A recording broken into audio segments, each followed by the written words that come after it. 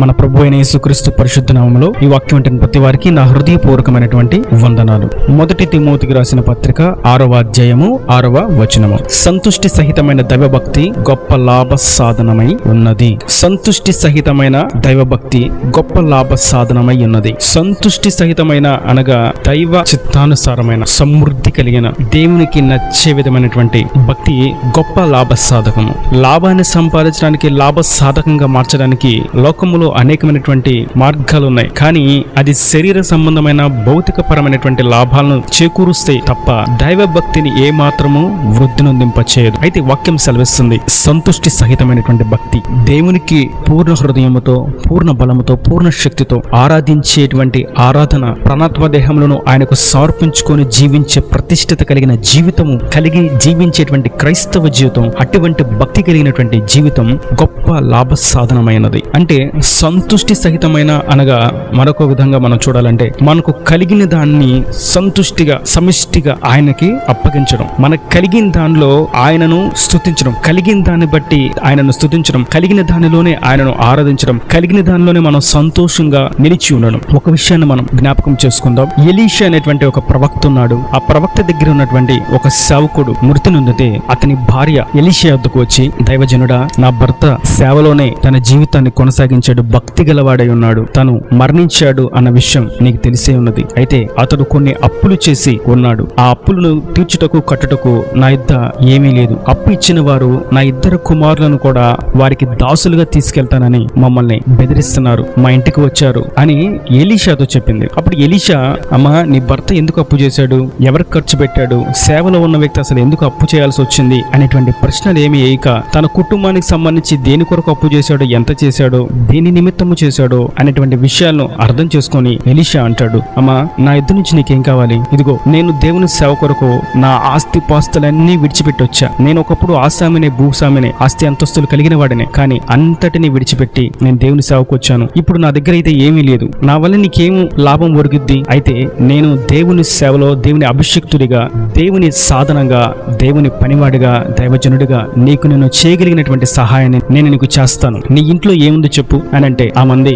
అయ్యా, మా ఇంట్లో బీరువా ఉంది, మా ఇంట్లో బంగారం ఉంది, మా ఇంట్లో వెండి ఉంది, మా ఇంట్లో కొన్ని స్టీల్ సామాన్లు ఉన్నాయి, గాజు గ్లాసులు ఉన్నాయి. ఇట్లా శరీర సంబంధంగా ఆమె పైపైన ఉండే వాటి గురించి ఆమె చెప్పలేదు. గాని ఆమె చెప్తున్న ఒకే ఒక మాట, 2వ రాజుల గ్రంథము 4వ అధ్యాయం 2వ వచనం, ఎలీషా, నా వలన నీకేమి కావాలను, నీ ఇంటిలో ఏమి ఉన్నదో అది నాకు తెలియచెప్పమనెను. అందుకామె, నీ దాసురాలైన నా ఇంటిలో నూనె కుండ ఒకటి ఉన్నది, అది తప్ప మరేమీ లేదనను. అది తప్ప మరేమీ లేదనెను. ఆమె దగ్గర ఒక నూనె కుండ మాత్రం తప్ప ఏమీ లేదు. బంగారం గాని, బీరువాలు గాని, కుర్చీలు గాని, మంచాలు గాని, వెండి గాని, స్టీల్ సామాను గాని ఏవి కూడా ఆమె ఇంట్లో లేవంట. భర్త చనిపోయిన తర్వాత తన జీవనోపాధి కొరకు తన ఇంట్లో ఉన్న వాటన్నింటినీ వెల చెల్లిస్తూ, వెచ్చిస్తూ తన కుటుంబాన్ని, తన బిడ్డల్ని పోషించుకుంటూ ఉందేమో. కానీ ఆమె దగ్గర ఏమీ లేదు, కేవలం ఒక నూనె కుండ తప్ప. దైవజనుడు అన్నాడు, అమ్మా, నీవు బయటికి పోయి నీ ఇరుగు పొరుగు వారందరి యొద్ద దొరకగలిగినటువంటి వట్టి పాత్రలన్నిటినీ ఎరువు తెచ్చుకోనము అంటున్నాడు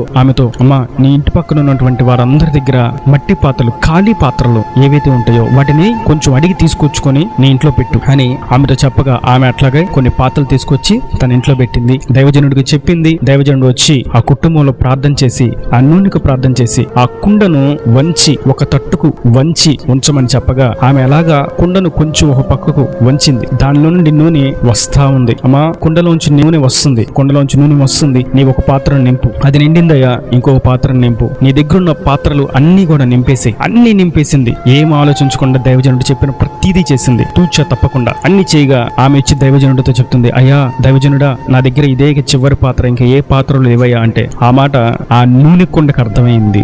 ఇక ఇక్కడతో నూనె చాలు, అన్ని పాత్రలు నింపబడిపోయినాయి, ఇక ఈ కుటుంబంలో ఉన్న పాత్రలు అన్ని కూడా నింపబడిపోయినాయి అని ఇక నూనె ఆ కుండలో నుండి రావడం నిలిచిపోయింది. 4వ అధ్యాయం 6వ వచనంలో మనం ఈ మాట చూస్తాం. ఆయన అంటున్నాడు ఇప్పుడు దైవజనుడు, ఎలీషా, అమ్మా, ఈ నూనె అమ్మి నీ అప్పు తీర్చి మిగిలిన దానితో నీవును నీ పిల్లలను బ్రతుకుడని ఆమెతో చెప్పాను. ఇక్కడ జరిగిన సన్నివేశం, ఒక సేవకుడు అప్పు చేసి మరణించాడు. అతని భార్య ఏం చేయాలో దిక్కు తోచని స్థితిలో ఉంది. 2 కుమారులు. కానీ ఆ సమయంలో అభిషిక్తుడైనటువంటి సేవకుడు తనకు చెప్పిన మాట ఏదైతే ఉందో దాన్ని తప్పకుండా చేసింది. అప్పుల్లో ఉన్న వ్యక్తిని అప్పు చేయమని ఎవరో చెప్పరు. అసలు ఎలీషా అంటున్నాడు ఆమెతో, అమ్మా, నీ చుట్టుపక్కల ఉన్న వారందరి దగ్గర వట్టి పాత్రలను ఎరువు తెచ్చుకోను అంటే అప్పు తెచ్చుకో అంటే సేవకుడు ఒక వ్యక్తిని అప్పు చేయమని చెప్తున్నాడా? కాదే. అప్పు చేయడం అనేది దేవుని చిత్తం కాదు. దేవుని మీద ఆధారపడి సంతుష్టి సహితమైనటువంటి భక్తి చేయడం ఆయనకి ఇష్టం. ఇప్పుడు ఈ సంతుష్టి సహితమైనటువంటి భక్తి చేస్తున్నటువంటి ఈమెకు ఇక నా దగ్గర ఏమీ లేదు, ఇక నా దగ్గర ఉన్న దాంతోనే నేను పోషించబడుతున్నాను, ఇప్పుడు ఇది కూడా నా దగ్గర ఉండదు, నా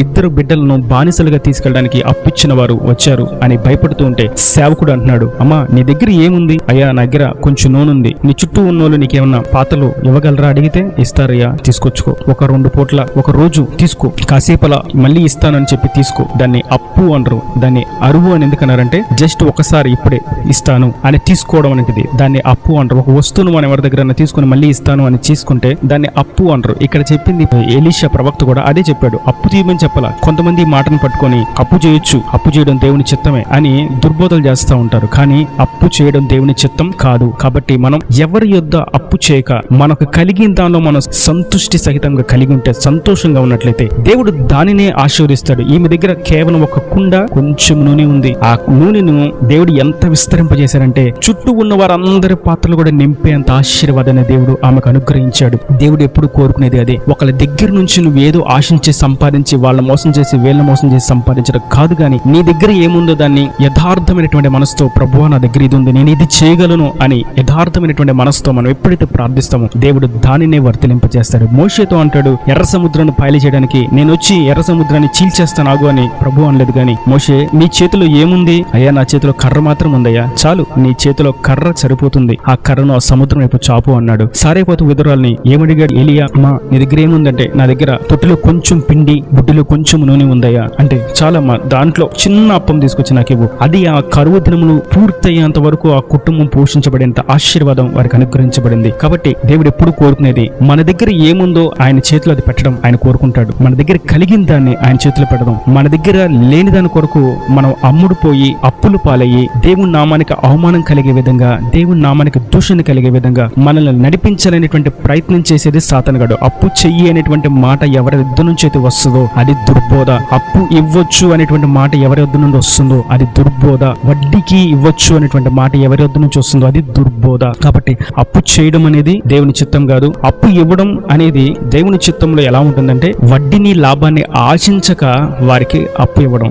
వారికి 100 రూపాయలు అడిగారు, అయ్యా తీసుకో 100 రూపాయలు. వారికి ఉన్నప్పుడు 100 రూపాయలు ఇస్తారు. అంతేగాని నీకు 100 రూపాయలు ఇచ్చాను కదా దానికి నువ్వు 50 రూపాయలు వేసి 150 రూపాయలు ఇవ్వు అని అడగడం దేవుని యొక్క ఉద్దేశం, దేవుని యొక్క చిత్తం కాదు, అది సాతాను యొక్క బోధ. కనుక నేటి దినాన్ని ప్రభు మనకు సెలవిస్తుంది. ఈ భక్తి, ఈమె చేసిన భక్తి గొప్ప లాభసాధకమైంది. ఆమె అప్పులు తీర్చబడిని, ఆ కుటుంబం పోషించబడింది, పిల్లలు దాసులు కాకుండా తప్పించబడ్డారు. గొప్ప లాభసాధకం ఆమె దగ్గరే ఉంది. సంతుష్టి సహితమైనటువంటి భక్తిని మనం చేసిన ఎడల ఆశీర్వాదాలు, లాభ సాధనాలు, దీవెన, సమృద్ధి అన్ని కూడా మన దగ్గరే ఉంటాయి. ఆయన ఆ కుండలోనే దాచాడు. ఇది మన శరీరం మట్టి కుండ. మనలో నూనె అనేటువంటి పరిశుద్ధాత్మ మనలో ఉంటే మన యొక్క ప్రతి కొరత తీర్చబడుతుంది. ఆయనకు సాక్షులుగా మనం నిలబడగలుగుతాం. అనేకుల యొక్క కుండలో నింపగలుగుతాం. అనేకుల అక్కర్లు తీర్చగలుగుతాం. అనేకులకు సాక్షార్థంగా జీవించగలుగుతాం. అనేకుల యొక్క కడుపును మనం నింపగలుగుతాం. అనేకులు ఆయన వైపు త్రిప్పేటువంటి జ్యోతుల వలె, నక్షత్రాల వలె వెలిగింపబడతాం. కనుక ఈ వాక్యం ఏంటంటే నీతును మీతును ప్రభు సెలవిస్తుంది. అందని దాని కొరకు ఆశించక పరుగెట్టక కలిగిన దాన్ని సంతుష్టిగా సంతోషంగా జీవిస్తూ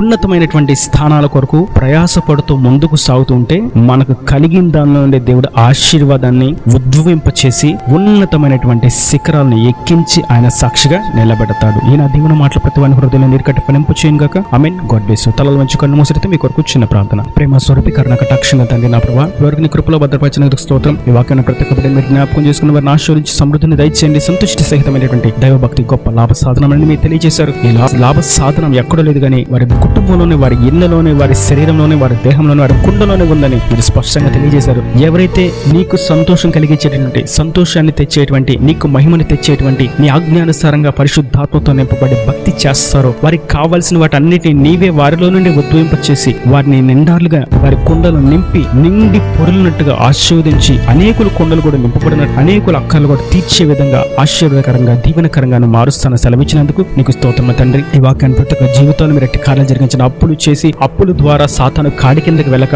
అప్పు చేయువాడు అప్పుచ్చిన వానికి దాసుడు అని మీరు సెలవిచ్చారు. ఆ దాసత్వంలోకి ఎవరు వెళ్ళక అప్పు చేయక కలిగిన దానిలో సంతుష్టితో అయ్యా నేను భక్తిగా యథార్థంగా స్తుతి స్తోత్రములతో వాటిని అనుభవిస్తూ వాటిని బట్టి నీకు కృతజ్ఞతాసులు చెల్లిస్తూ వారి నిండాడుగా దీవించబడినట్టుగా వారిని ఆశీర్వదించి మీరు అక్కడ రాజ్యాన్ని రాజ్యాన్ని సిద్ధపరిచే సమస్త కొరతలు తీసివేసి సమృద్ధిని దయచేయమని యేసు పరిశుద్ధ నామమున ప్రార్థించి వేడుకొని పొందుకుని నామ తండ్రి. ఆమేన్. ఆమేన్.